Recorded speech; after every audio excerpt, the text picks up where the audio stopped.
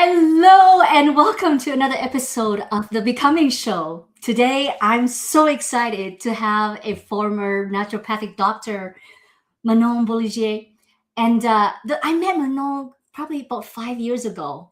And when I first met her, what I realized was this woman is not an ordinary doctor. Because the way she talks about healing, the way she talks about how our body is so smart, I feel like, wow, everyone should actually read her book. So she's a best-selling author. So Manon, I'm so grateful that you're on this show today. Welcome. Well, thank you for having me. Can you please share the book that you wrote and perhaps share a little bit of why you are retired as a naturopathic doctor now, and then what you do right now with bowencollege.com? Sure. This is the short version, but I'll go through my books a little bit because that's kind of the process. So the first book that I wrote is What Patients Don't Say If Doctors Don't Ask. Hmm. And why I was interested in that is specifically because when we go to a conventional doctor, the questions asked, and this is not blaming doctors, it's just the way the system's set up. There isn't enough time to get to the root of the problem.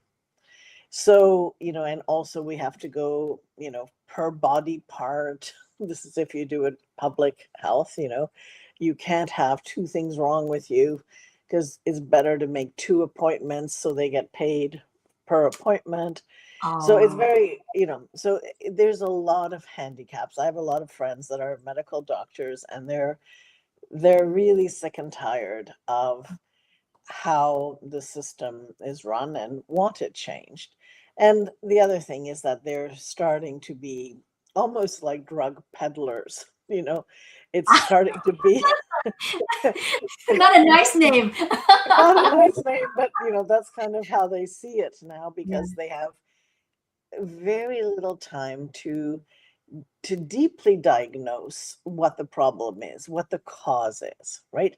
It's easy enough to hide the symptoms or palliate them, but you can't get to the bottom.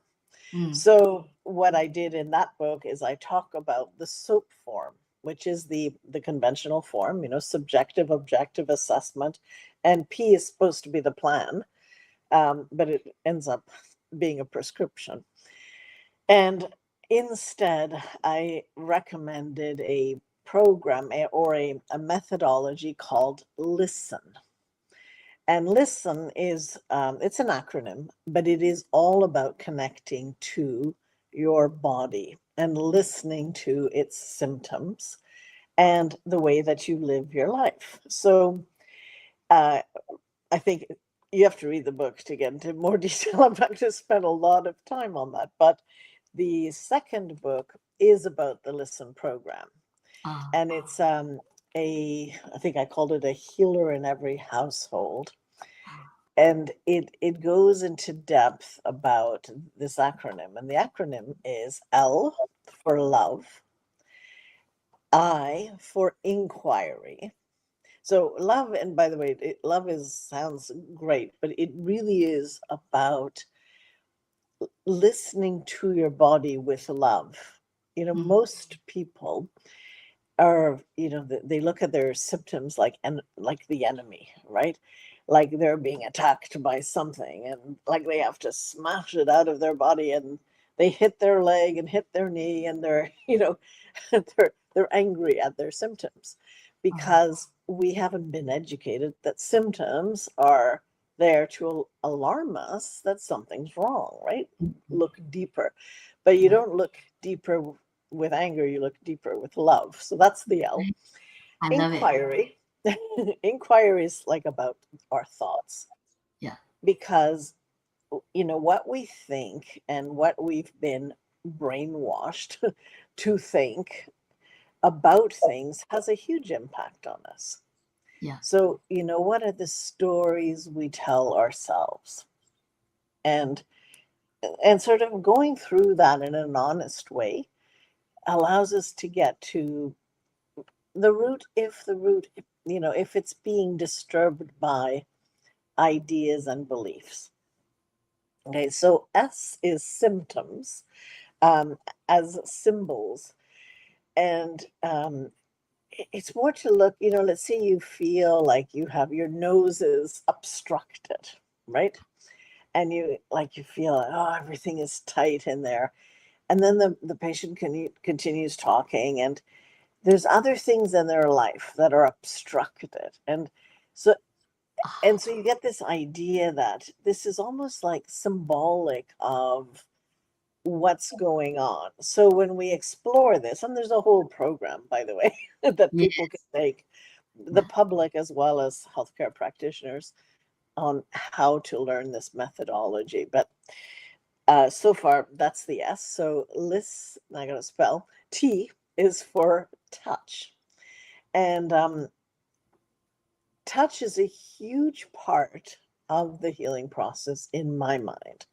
Mm. And I think my bias is, I run Bowen College. I'm the CEO of Bowen College, and that is a touch therapy, very gentle, and it's a very safe. It's not intrusive. It's almost more hands off than it is hands on.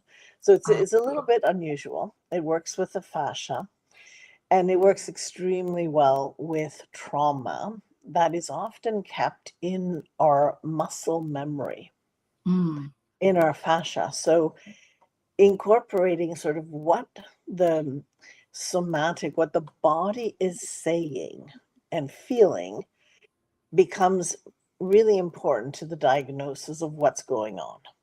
Mm. Okay, so that's the T for touch.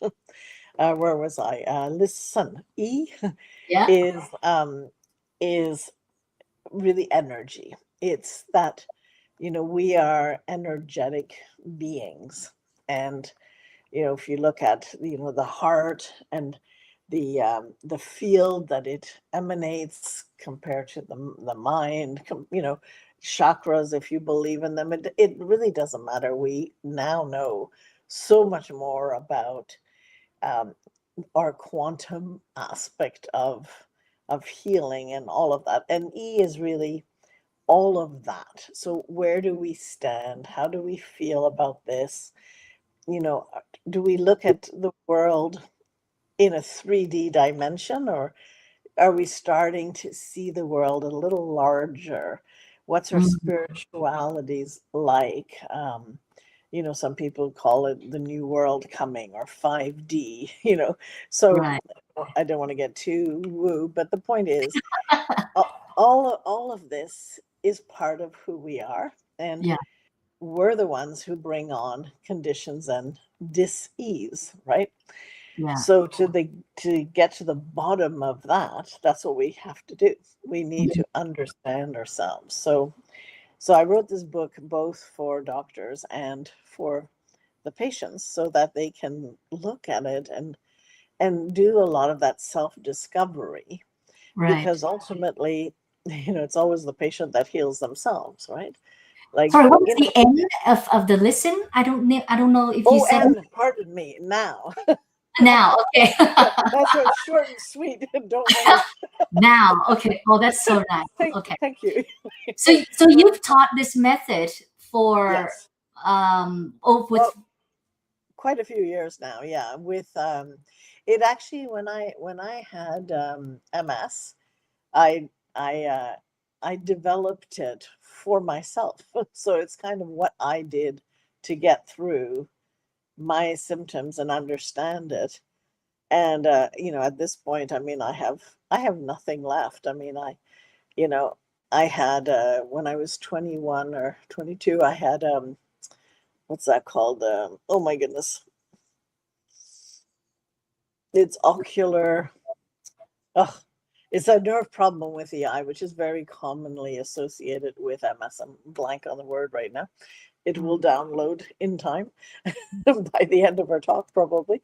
Anyway, but so I did have that, and I had different um, symptoms of weakness and semi paralysis, like where I really couldn't walk. and move. And I was extremely sensitive to heat and no baths, and I couldn't do any of that.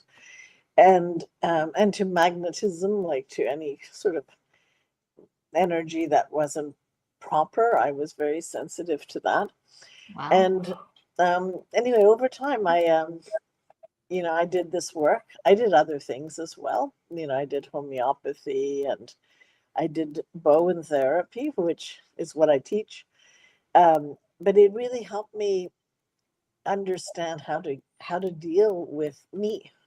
You know, like asking some serious questions, because in the medical system, it's sort of like, oh, well, you can expect that in so many years you'll probably end up in a wheelchair. You should look at your next home to make sure that you have an elevator or you have access. And then the support groups are, I mean, I love the idea of a support group, but I think the people who show up and stay are very generally, and I'm going to make a real generalization here, but can be very negative. It's the ones who are the most negative that have the biggest voices. And Ah, so it's very hard to be in those groups and feel encouraged, ah, because the entire medical system is telling you, oh, it can't be healed, you're going to be in it forever, and blah blah blah. Anyway, so I've been free of this now, gosh, more than 25 years. I mean, I wow. can dance. I can do a hot tub now. I I By don't the way, miss I it. do know that you have some great testimonials and stories of how people heal themselves, because you've taught this method to over 2,500 healthcare practitioners and also non-medical Correct. practitioners. And you've spoken on TEDx and featured on ABC, CTV, and NBC and all that. But I actually give me a quick, like maybe 1 minute of why you had to quit being a naturopathic medical doctor and then switch to teaching this method. Well, okay. I mean, it's yeah, probably now they don't take you down off YouTube, but basically we lived in Canada a very constrained period of time in 2020, 2021, Mm. where freedom of speech was really not acceptable if you were questioning the narrative. Ah, And the narrative on COVID was that everyone should take these shots.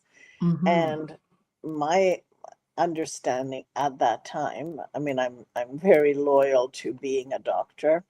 So to me, do no harm Yeah, is essential. right. And when you don't know what's in the prescription, how can you give that to anyone without informed consent?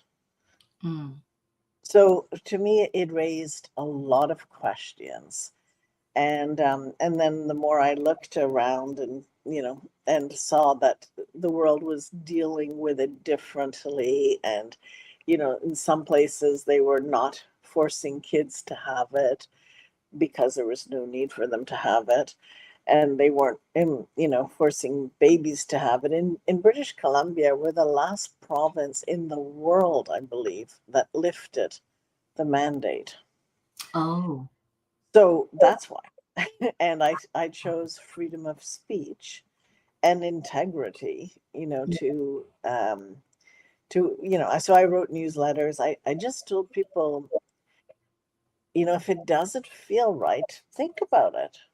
If it Mm, doesn't make sense, use common sense. mm, Do other things, like take zinc, take vitamin C, make sure your immune system is working well, take vitamin D, check your levels, things like that, which are, now we know, there people who had high vitamin D levels had by far fewer symptoms at all. Right. mm. So the truth about all this is coming out now, and more truth is coming out. And, I think it was a very difficult time. And although I'm a fighter in general, you know, at this point here, I thought this is not the energy. There's too much control and misinformation to fight it individually. We have to wait till more people become conscious of what's happening. And Mm. when you're in a psyop like this, it's challenging, So I decided, well, I can use my energy to focus on other ways that I can help people without, using my license or doing anything to do with that, which I have. So, Mm. um, you know, So that's with the the yes, and that's why the Bowen College. So now yeah. in this program, and I was privy to some of your stories as you share them. Not only your patients and your clients, but also your own stories. Mm, I was always in, I think the word was shocked is part of it, but also impressed at how some people are so sensitive, are able to realize their body has a certain intelligence, while some others like me we're so oblivious to everything. So maybe can you give us a little bit of enlightenment on, or like shed a light on how is it a learned process, or was it something that you were born with as a gift? Like, oh, I don't know. I think we all have our path and we all have our destiny, right? And um, if you're if you happen to have your challenges in health, your best way out of it will be to listen to your body. So you will learn how uh, to, because you're not going to have a choice eventually. Most of the people that in the past came to see me, they had gone the allopathic route.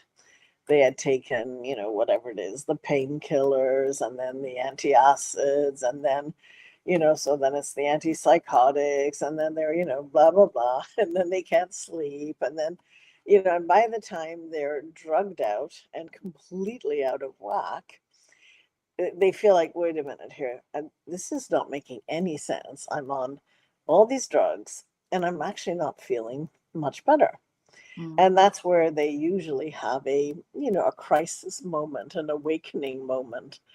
And then they choose. There's many different therapies out there that can help people.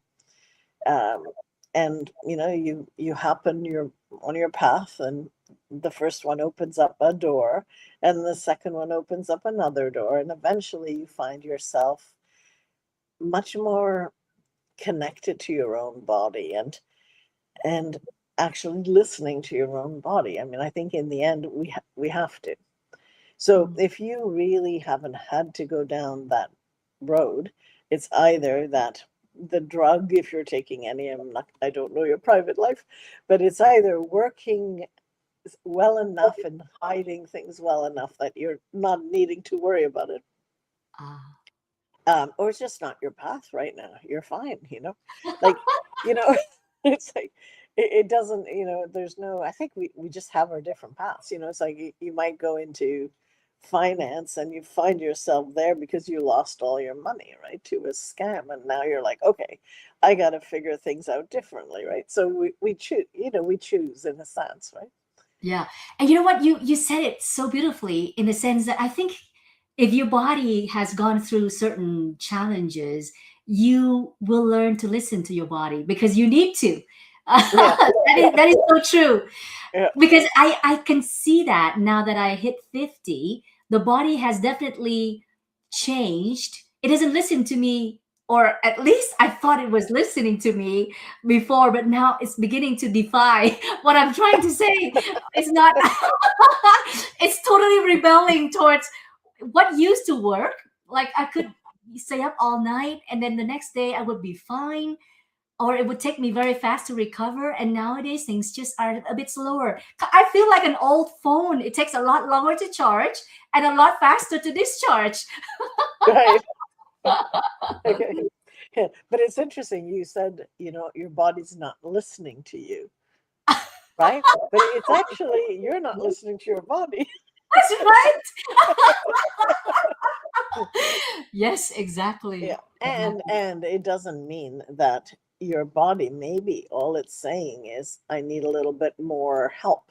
I need maybe a bit more nutrients, or maybe I need more hours of sleep, or Mm. I don't know what what it Yeah. would be, but it doesn't talk unless there's something to say. It's like Okay. a baby, right? A baby, they don't complain unless there's something. They're Uh, either wet, or they're hungry, mm. or they've had a poop and they need to be changed. So, Like, so take us through when does our body gives us signals, or how do we even start listening to our body if we've never oh, done it? okay, well, I think there's a good analogy. I'm gonna need help for the words, but I'll get it. Okay, with a car, so let's say that there's something not sounding right. It's not working quite well, and there's lights that come up, Hmm. and you're saying, okay, wow, what's that? Oh, it says oil. Oh, I'll just unplug the electric bit. That way it won't show up. Okay, okay, I get it. Yeah, that's funny. Okay. Or, or, or you or you say, huh, oil. I wonder what type of oil, or whatever. If I don't know much about cars, I wouldn't know what type of oil, but I'd go find out, right? Mm, And then it's like, oh, okay, I need that type of oil. mm, Okay, maybe that's the problem, right? And then there's more things that go wrong in the car, right? So it's like finding out what's causing what, and yeah.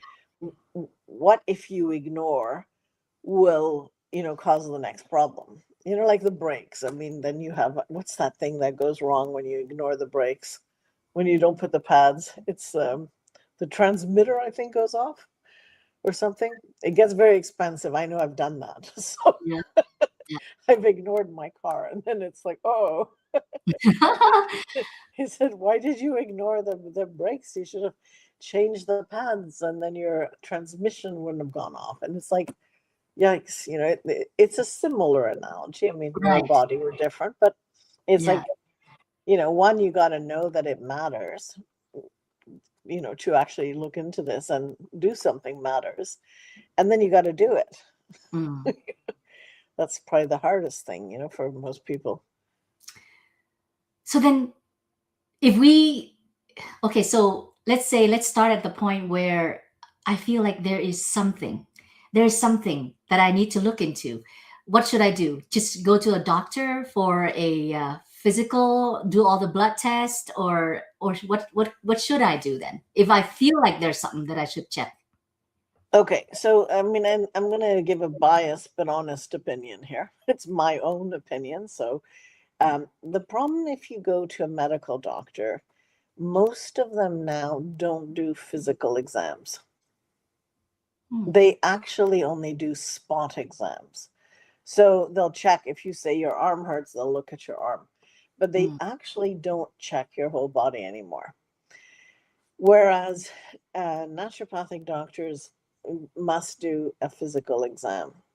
And I Hmm. think physical exams are really important. Sometimes they give clues that you would not expect, right? So I think that's important.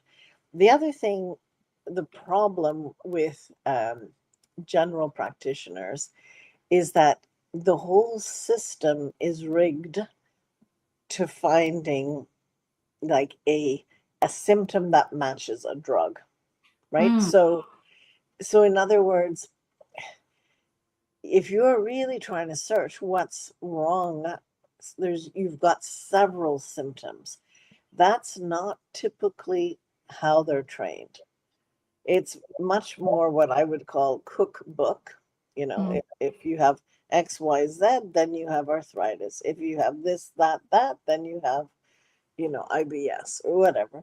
So I think, I should say too that not every naturopath, we're trained to be able to look at the bigger picture. But a lot of naturopaths, quite honestly, have this green allopathy vision and they just want to give natural drugs, but they're not changing the mindset that Mm. they need to. They're not looking at it big enough. Now, there are exceptions, of course, and there are some excellent naturopaths, but I'd say, buyer beware, be Mm. careful. If you walk out with just a whole bunch of supplements, that's not the answer either. You've got to really, what is causing this to go off? So, I mean, this is going to be very self-promoting, but my Listen program is for that. It's really to ask yourself all those questions, and you don't need to be knowledgeable. You just need to ask the right questions so that it starts becoming obvious what started it, when it started, how it started, and then you can really get much more to the bottom of things. Mm. The other, option I like too are homeopathic doctors. Oh, Again, classical homeopaths are extremely well trained to look at the whole person. The interview's 2 hours long. wow. They'll ask you just about everything. The Oh. position of your sleep, what do you crave, your personality, your fears, your like everything, and that's an extremely helpful. I use that a lot in my practice for chronic diseases. It's unbeatable in my mind. It's really wonderful. Mm. Um, Now, Chinese medicine, like in acupuncture, definitely has lots of solutions. It's a different paradigm of looking. So you might not, it may mean nothing to you to hear that you have, liver fire and this and that, or, it's not really, it won't speak to you in the same way, but, Mm. but it can, it depends on the practitioner, how well they explain it, and the art there is to really put you back in balance because the belief is that the body can heal, right? Mm. So once you're back in balance, you can heal. And then there's of course Bowen therapy, which Mm. is what I've done and also what I've trained. People. Well, I've been doing Bowen for I guess 35 years now, so it's a long time. And they're trained to look at the whole person. So a lot of them focus physically because it's so useful for like frozen shoulders or sciatica or pain. And that's okay. But you can get deeper than that if they're trained more fully. Mm. And then that also gives you another opportunity. But, I always tell people if you're in pain, do Bowen first because it's very hard to worry about something else when you're actually dealing with pain first, Okay. right?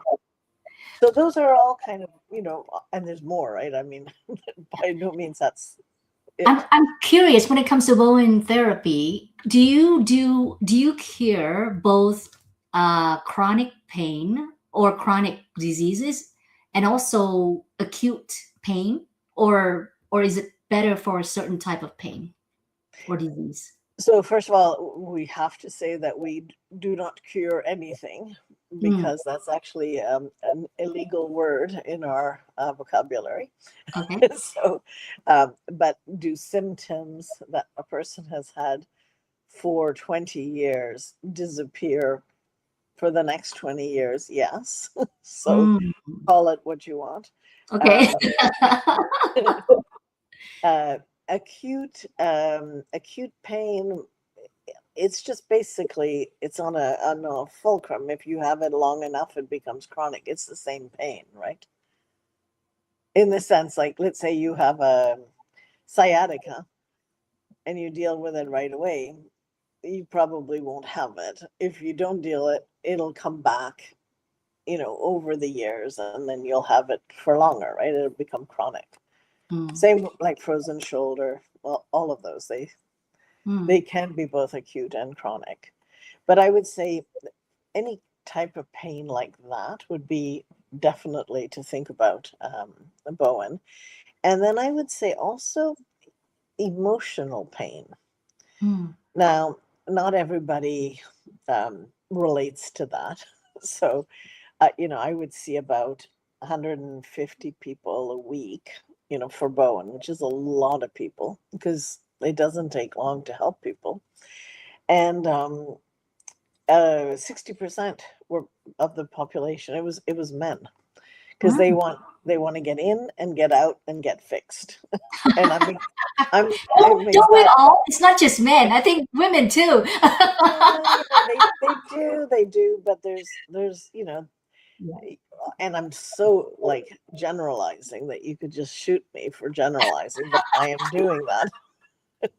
Just it's easier, and then I you get, can I stretch get. it everywhere else. Okay, Yeah. but no, I think women generally they they have a sense that it came from something else. Let's say they get a frozen shoulder. Sure, they want to get a frozen shoulder fixed, but they're like, if I say, so why do you think this has come on? They Mm. won't say, oh, it was a tennis game I overdid. No, they'll say, I'm just holding so much tension and pressure because I'm the one responsible for my family, and I this and I that, and so suddenly they create a bigger context, Mm. right? And so it's different. Mm. That we've been programmed differently. Yeah. And I think it's changing. you know the younger men are much more talking in those terms and looking at life much more multidimensionally. But Hmm. I'm talking about more the older guys. Yeah. Just Yeah. Yeah. that's like in and out, and Mhm.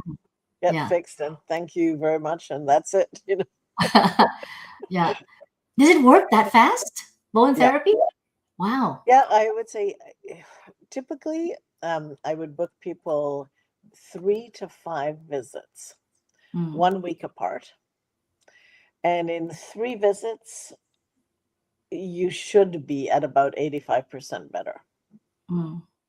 So it's significant because many people, for example, will go to physiotherapy for a year or 2 years. Mm. Um, and it's not that physio doesn't work. It does work. It does help. It helps muscles. But anytime there's trauma or, something else lurking in the background emotionally, Bowen works much better. And Oh. part of it is because when you are working with the fascia, it releases all of those emotions and stress. So when people, let's say, have a car accident, and like when I used to be in Ontario, there was an insurance company that was saying, gosh, how do we get you covered, because you get people out of there much faster than any other therapist. We used to do massage and physio, and so how can we, anyway, very long political process. Let's not go there. It went nowhere, but it was noticed how effective and quick that people responded. And I think partially it's because it kind of gives the body the information, right, of how to reset itself. And then the autonomic nervous system resets itself, Mm.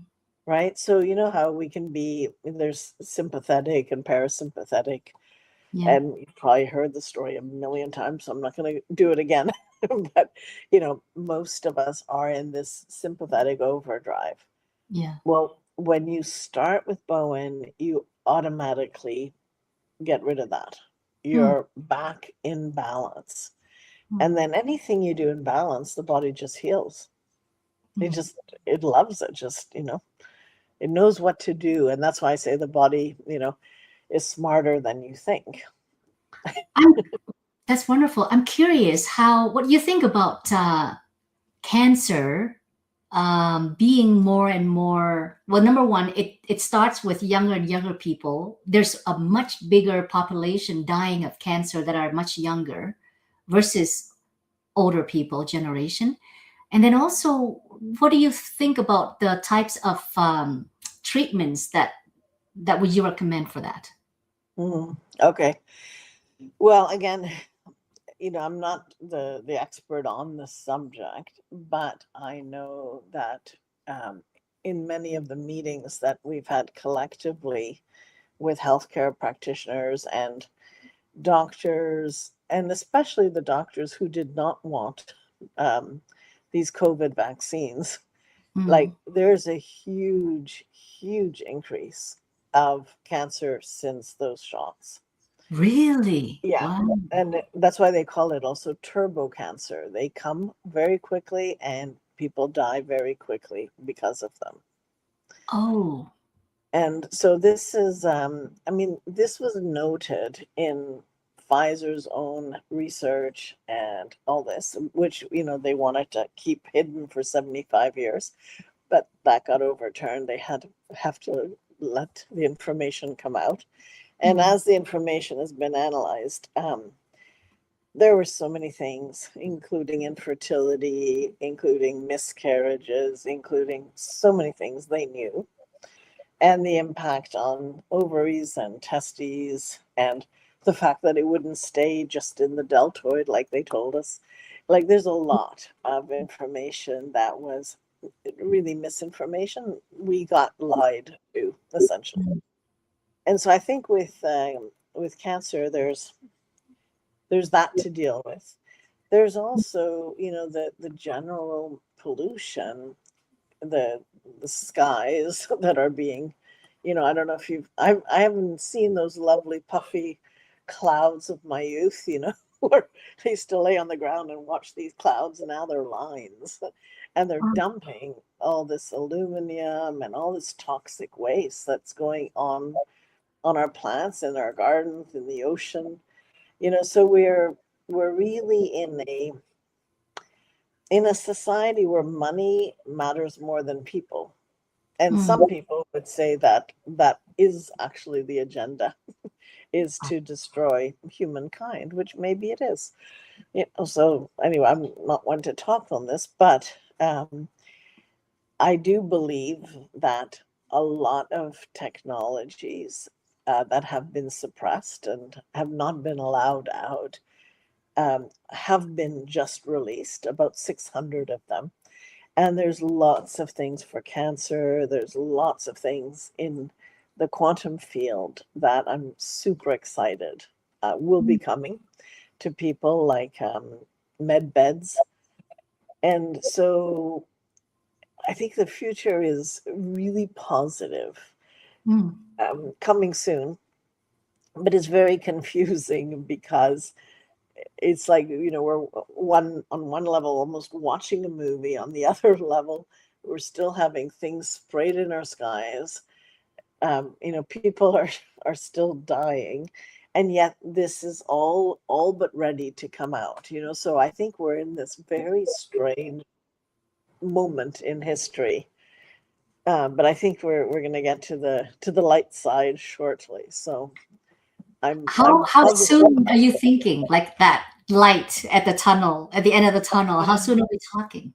Well, I think that you know the way our system has worked has been, every time that we're in a financial crisis, there's some way of creating a war, or something, right? The World War I, World War II were all created like this. Many of the wars that were created were financed by the same people on both sides. It Mm, was really like a distraction. And I think at this point, um, though there is currently a war right now, hopefully it'll be finished very shortly. There's also been more peace achieved in countries that haven't even talked to each other in like 45 years. So I think we're at the point where that's not going to be used to save the monetary system. I think the monetary system will have to crash because it's one big Ponzi scheme, basically, of printing money endlessly. And I think when that crashes, there's been a lot of thought about what is to replace it, which will allow people to live much more abundantly and much more freely and in much more knowledge and Mhm. more access to things. So I'm very much looking forward to the future. And Hmm. when you said when, I think personally it needs to be by the beginning of June. That Um, that early? Like this yeah, June? Like two yeah, months away? yeah, Wow. yeah. Wow. I would think so. By then, we will see enough significant changes and hopefully receive the education that we haven't received about what's really happening. So What when you said what bet? What is that? Can med you med beds. So med bet? it's a quantum system of healing, Quantum. which is the energy part. Remember, I was saying there's energy. Yeah. It's a way of working with frequencies, and yeah, basically that's the shortest version of explaining it. And can anyone just access that? Is that like we It, just pay it will for be available for everyone and for free. what? For Yeah, free? yep, it'll be brought out by the military. Wow. Oh my goodness. I can't wait. Okay. I can't wait. Okay. Well, I'm so glad you mentioned this now. Maybe when it comes out, I would love to bring you back. Sure. Well, my hope is to get involved and to have ambulatory centers that can go to rural areas everywhere where people don't leave their home as easily or can't. And then for it to be in hospitals everywhere, and that's definitely the intention. So, um, yeah, I think we're stepping into something quite wonderful, but a lot needs to be exposed. Wait, so then when that comes out, does it mean that people can just heal themselves, work on themselves, or how does it work? Well, I think the big how to is still everyone has their ideas. So I have ideas, and I'm in a group discussing ideas, how we can help this. But the mechanism itself is very easy. You get into what looks like a spaceship, and you come out half an hour later, and you're fine. What? This is like this is even better than the pill. Just take it and you'll be fine. Yeah, but that's why I think things need context, right? Ah, And at least that's my bias. I feel like it's like there's many natural ceremonies, like from traditional, like ayahuasca and all this. But yeah. some people take them like a drug and like a pill, and then they think everything's going to change. But it doesn't change like that. Mm, You've got to appreciate and understand what you're doing and the context of it, and the gratitude towards what's available and what your body's able to do. I think we're still going to need that very human component ah, to make this. But this is my belief and my bias, right? yeah. Maybe it's not true. you know And like you know what? maybe. Speaking right, and speaking of you said humanity and being human. What do you think the whole world of AI? What impact does it have on medicine, on healing, and on all these types of procedures? That do you think AI is just going to solve all problems, or could it? Well, I think, I mean, I would say it depends ultimately who controls it. Ah, good I point. I think because, like, Elon Musk says that it can't be controlled anymore, and we don't know what will Mm, happen. And yeah. that's a very scary thought, actually. Yeah. that we don't know. Now, as far as, can they solve things, like they can read all books and everything in no time and come up with solutions that might take you your lifetime to sort Hmm. out, Right. right? But who feeds them that information? What information are they basing it on? Mm. For example, homeopathy, that's been, downplayed because people heal. I didn't say people cure. No, I'm good. People heal. Yeah. Then we're fine. You know, like you probably find articles that bash it, you know, and then what will it say? It depends, right? It depends what's there. So I think it the information part is one of the questions I would have. Mm. The other thing, it's all like all technologies. Um, like we're likely, very much likely, going to change our currency. Fiat might still exist, but we saw Japan just went now to XRP, which is an online currency, right? It's what they call a crypto, but people are worried, like, oh my gosh, now it's crypto, we're not going to have any control. Well, it depends. If it's centralized, we will have no control. So let's say it's run by the central banks or by a country centrally, then we are not autonomous sovereign people anymore. If it is decentralized, which is what the biggest part of the movement is to make Mhm. it decentralized, Yeah. then everyone has their own wallet. Hmm. Nobody tells you what to do. You learn from your mistakes, but um, but it's decentralized, right? So they did try to put what is it, CBDC, yeah, in Canada, and I think in the States it was oh my gosh, Fed Now. That's what they tried, which is Uh, centralized, but that got put down. So there's no way we're going to that. So then, people have other questions with technology. Oh, well, gosh, now they're going to use what's that called? Identification, your biometrics and mm. face recognition, and and you look at what's happening in China, and it's terrifying to think, every single feature and all of this, right? But then when you have your own account that no one has access to except for your face, maybe that's worth it. Hmm. But do you want to do that for a bank that's centralized? No, right? So I think, again, there's no yes or no. It depends what you believe in. And I definitely believe in sovereignty and in the rights of individuals. Not so much, central control. I'm not much into that.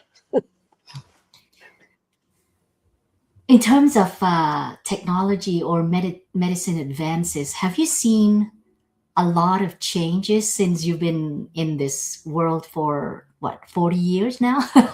have you Yeah. seen have you seen advances that you feel like, yep, I'm so glad I'm still here and I can see this?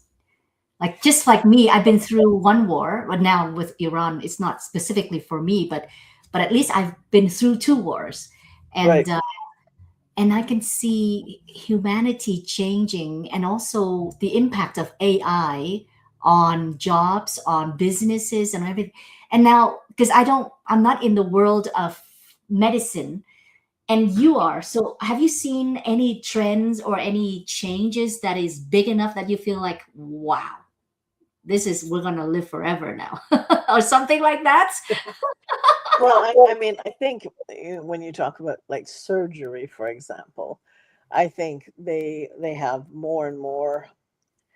Hang on, let me make a better English sentence here. I'm going back to French here, but they have less invasive technology, Ah, right? That achieves things that are less scarring and less.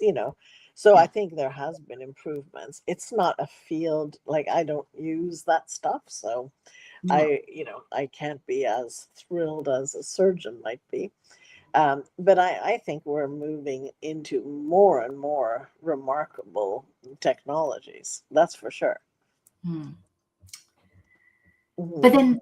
then, unfortunately, I know that everything in terms of standard of life definitely has gone up. Like the way how fast we get things done. But then Mhm. the quality of life is something different. Like the quality of Right. life, our health, our emotional health, Yeah. our relational health, and all of that. It seems like it's on the decline when everything when technology and everything is on the up. But Yeah. then our But that's lifestyle. because, yeah, but that's because we're we're not the benefactors of how the government and the corporations are run. We're really the customers of it, and we don't get paid more proportionately as the life as things become more and more expensive, right? But then, you'd have to look at what is the money being spent on, like what are our taxes paying, for example. It's like I think Canada just gave a whole bunch to Ukraine again, right? And you say, okay, well, there's a war and there's, yeah, maybe I wasn't there. I can't tell for sure. I have Ukrainian friends, um, of separate minds, and I'm going, what's going on here? And, I just read an article this morning that all of these, like Soviet, um, soldiers are rescuing children that have been tied up to, like just like almost dead on tables, getting their blood taken out of them. And this is all for what's called as adrenochrome, which is something that the Hollywood industry and a lot of our parliament people love. It's a tincture that makes them look younger. Oh, And so, yeah, so this world is the undercurrent of a lot of our business. So is, drug trafficking, organ trafficking. We don't have a very clean monetary system, mm, and a lot of it is very corrupt. So if you look at that's what's running, if we kept the money at home and everyone could actually afford their mortgage, could receive clean food, you know, uh, our standard of living would be a lot better. And I'm saying in every country, it's like when you look at most of the countries, they're not run really with the people in mind. I think there really has been a takeover of a lot of our governments. We're not really getting the people we've elected. But all this is coming out. So it's not like I'm not the main researcher. I'm retired-ish and I have time to read and inform myself. And I can see that this is being shared now more and more. And, there's lots of committees now and people are opening their eyes and going, oh my goodness, is this really how it was? hmm. And I, yeah, we're in for a shock. I mean, I was shocked when I found out because I didn't think such evil could even exist. So it's sad. Actually, you know what? When I recently I learned about a few things about corruption, about things that happens in Canada, which I thought was like, no, it cannot happen in Canada. Canada is like a great country to be in. I escaped Vietnam, a communist, to be here, so we have all the freedom and all that. And so when I learned about a few of the things that I've learned so far, I was like, I felt like everything I knew about Canada, or at least the first world Yeah, country, Canada, US, it was a lie. Oh my gosh, I can't believe yeah. it. Yeah. But I think that's what a lot of us are feeling that way. And I think that's what happens when there's a takeover or an infiltration of our culture, and I think Europe is experiencing it now with the open border policy. There's no Europe left. It's Islam everywhere. And I think it's and I love people of different cultures. My friends are different cultures. That's not the same thing.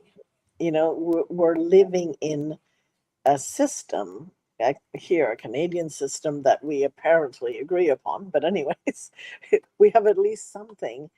There's a lot of illegal people everywhere that have been sort of let in, and I think that's more as a disruptor. It creates chaos. I think that's back to what the New World Order and Klaus Schwab and that whole gang, where they want civil unrest because they want to do a one world government, and the Mm. WHO is the version in health that was supposed to take over. And anyway, in the UN, all this is falling apart because it's all a lie. It's Mm. and it's funny because when I was young, everyone said, "Oh, you're such a socialist or communist," or because I cared about people, and I wasn't interested in money. Now I'm apparently a right wing racist. It's like, and I'm still the same person. I still care about people. I've come to recognize that you can do good with money too. Money by itself is like a tool, Mhm. but you can certainly do bad as well. And I think it's an exciting time. I mean, to be alive now is probably one of the biggest changes we're ever going to see, like Wow. historically.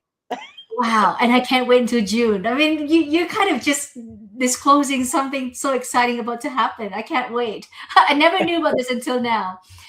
And you know what? Before we part, I always ask my guest, what is your happy pill? What do you do when you feel down, when you feel things are just not happening the way you want it to be? So how do you get out of that funk? Like, what do you do? What's your happy pill?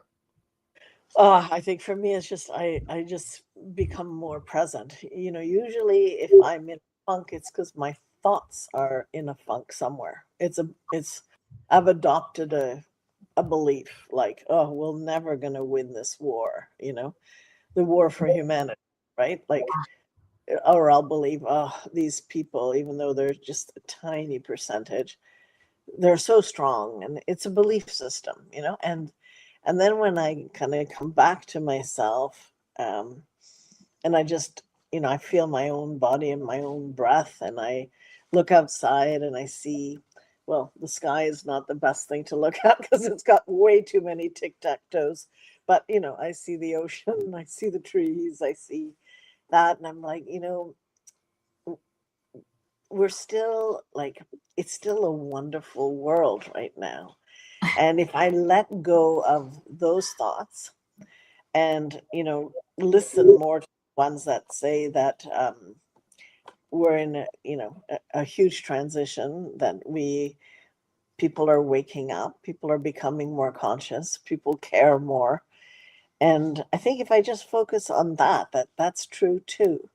So why would I focus on the negative?